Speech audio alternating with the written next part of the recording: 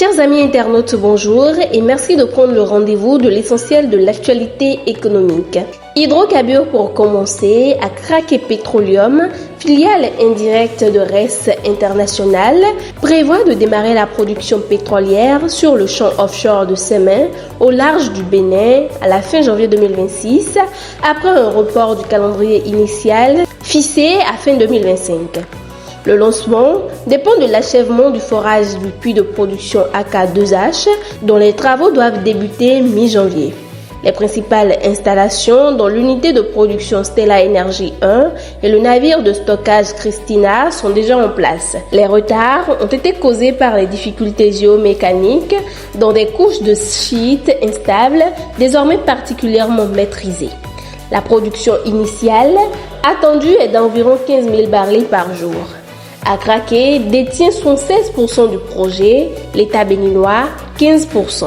Sur un autre front industriel en Afrique, mais cette fois-ci dans le secteur technologique, Terra Industries Startup nigérienne, spécialisée dans les drones et systèmes de défense autonomes, a levé 11,75 millions de dollars lors d'un tour de table mené par le fonds américain 8VC, cofondé par Joey Lonstal.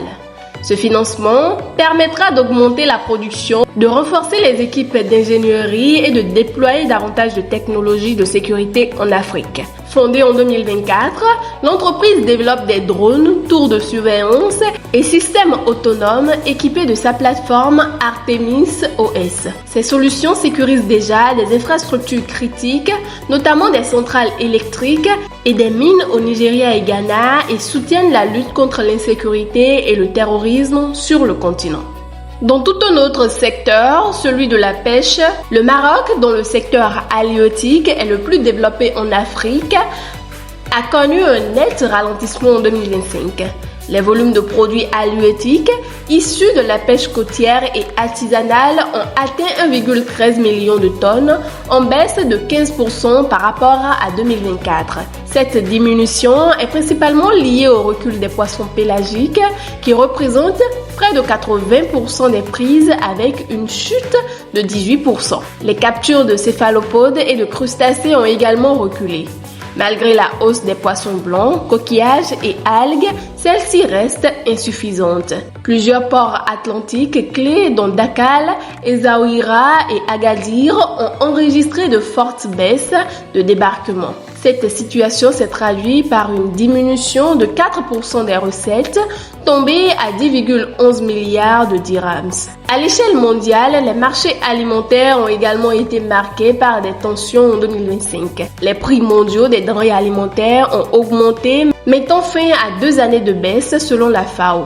L'indice global des prix alimentaires a atteint 127,2 points contre 122 en 2024, son troisième niveau le plus élevé depuis 2008.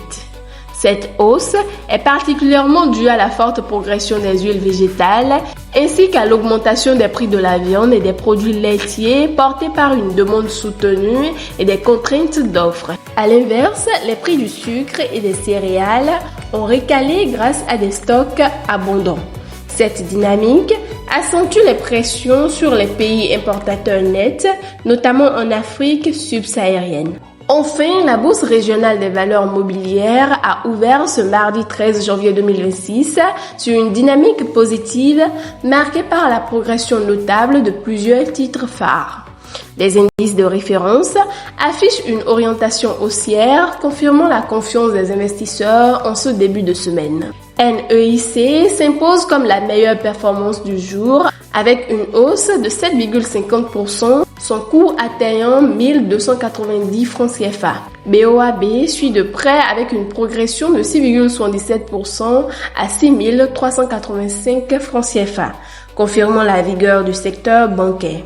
UNLC enregistre une solide avancée de 6,31%, portant son titre à 40 000 francs CFA. SEMC gagne 5,73% pour s'établir à 1200 francs CFA.